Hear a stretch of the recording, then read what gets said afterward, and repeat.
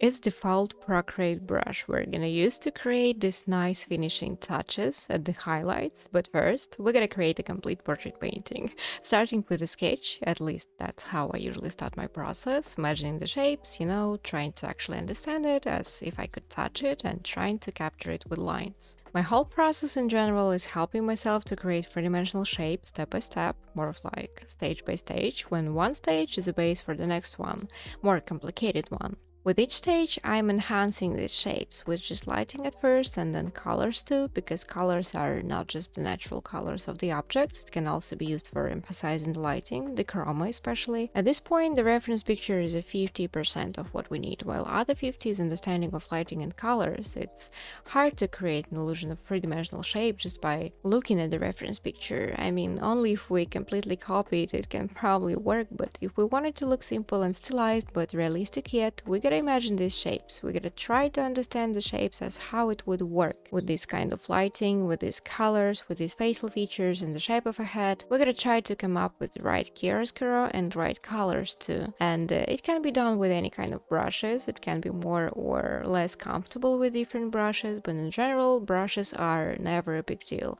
And right colors and right lighting are. The materials are almost not important at all in contrast with knowledge and skill, so I'd recommend, who asked but still, to not focus on comfortable brushes, but the ability to create a nice shape with any kind of brushes. Even if it feels really uncomfortable, because most of the time you're gonna feel beyond uncomfortable trying to create a good three-dimensional shape, because that's how it works. It's gotta be uncomfortable and hard when you're first trying to make it work, so trying to find these perfect brushes is like a distraction from reality of pain, of very painful process of trying to make it work, which all of us have experienced at our first steps as painters. And while I was talking, the main shapes are almost down here. As you can see, I use a lot of lasso tool, and with my style it's one more reason why it's important to know exactly where to place needed tone in terms of chiaroscuro. I mean, where goes shadow or light and how exactly the shape is gonna look like, the shape of a spot, of a light, shadow, midtone, reflex spot, because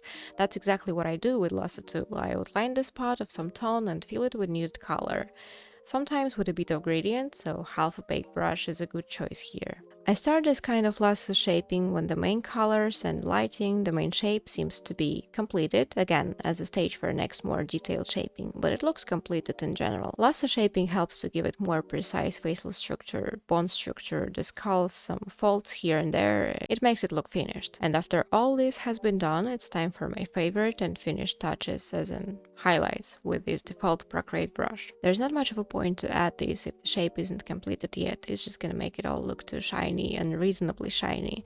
It's not that these highlights create this juicy effect, it's all of the tones are matching each other well, and the highlights are only emphasizing it. It usually takes me a while to match the colors for these highlights to see which is exactly this color which is gonna make it all look perfect. Here I mostly rely on this feeling of that's exactly what I needed here.